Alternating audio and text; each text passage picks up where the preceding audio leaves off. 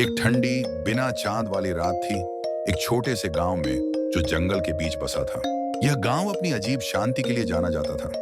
पेड़ अपने आप हिल रहे थे जैसे कि हवा ही ना हो, और रात के समय कुछ अजीब सी फुसफुसाहट की आवाजें सुनाई देती थीं। ऐसी ही एक रात एक युवा लड़के अरुण ने जंगल में जाकर उन कहानियों का पता लगाने का फैसला किया जो पूरे गांव में सुनी जाती थीं।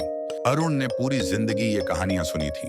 गांव के लोग अक्सर कह रहे हैं कि वहां कुछ ऐसे साए हैं जो अपने आप हिलते हैं, और कुछ ऐसी फुसफुसाती आवाजें होती हैं जो रात के वक्त सुनाती हैं। और जंगल के किनारे एक पुरानी हवेली थी जहां कोई भी नहीं जाता था। लोग कहते हैं कि हवेली में कुछ है जो लोगों को डर के मारे वहां जाना नहीं चाहते। अरुण ने कभी भी उस हवेली के बारे में ज्यादा नहीं पूछा था, लेकिन आज रात कुछ अलग लग रहा था। उसने फैसला किया कि वो खुद ही जाकर पता करेगा। जब वो जंगल में गया, पेड़ों का झुकाव और भी ज्यादा महसूस हो रहा था, जैसा वो उसके आसपास का जैसा अपने आप उसे घेर रहे हों। सन्नाहट इतना भयावह था कि बस उसकी ही सांसों की आवाज सुनाई दे रही थी। ये अजीब था, उसे हमेशा सुनाई देता था कि जंगल भटकती रूहों से भरा है, पर आज रात हवा में कुछ और था। साए लंबे और रात थोड़ी और ठंडी हो गई थी। कुछ देर बाद अरुण पुरानी हवेली के पास पहुंचा। हवेली बिल्कुल पुरानी थी, उसके शीशे टूट चुके थे और दरवाजा आधा खुला हुआ था।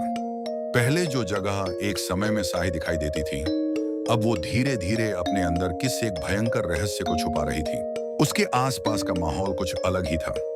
अरुण रुक गया, कुछ देर के लिए उस हवेली को देखता रहा, जैसे वो उससे अंदर आने के लिए बुला रही हो। वह धीरे धीरे चल रहा था और उसका दिल तेजी से धड़क रहा था। दरवाजा धीरे से झांका और अरुण उसमें अंधेरे में घुस गया। हवेली के अंदर एक पुराना महल था जहां पर धुंध और सतमा था। दीवार के छत पर धूल थी और एक पुरानी घंटी का गंदा गंध पूरी हवेली में फैल गया था। अरुण धीरे से अंदर बढ़ रहा था। उसके कदमों की आवाज पुरानी मंजिल पर सुनाई दे रहा था। हर जगह पुराने वॉलपेपर थाली हुई थी और दीवारों पर पुराने चित्र लगाए गए थे जिनमें लोगों के चेहरे काफी अपने आप हटाए हुए थे, जैसा वो याद नहीं रहना चाहते। जब अरुण ने हवेली की पुरानी रात को छुपा देखा, उसने महसूस किया कि कुछ और था जो उसे देख रहा था। उसने एक मोड़ लिया और एक लंबा हॉल दिखा। हॉल के अंत पर एक दरवाजा थोड़ा खुला हुआ था। जैसे ही उसने उस दिशा में देखा, उसे दूर से हल्की फुसफुसाहटें सुनाई दी, जैसे कोई दरवाजे के पीछे से बात कर रहा हो। अरुण थोड़ा रुका। वो फुसफुसाहट धीरे धीरे ज्यादा सुनाई देने लगी। ये एक औरत की आवाज थी, जो हल्की थी लेकिन बिल्कुल सफाई से सुनाई देती थी।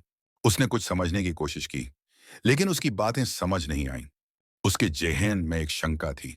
फिर उसने अपनी हिम्मत को जमा करते हुए दरवाजा खोला। कमरा अंधेरे में डूबा हुआ था। अरुण लाइट स्विच के लिए टटोल रहा था, लेकिन तब रुक गया जब उसने कुछ ऐसा देखा जिससे उसका खून ठंडा हो गया।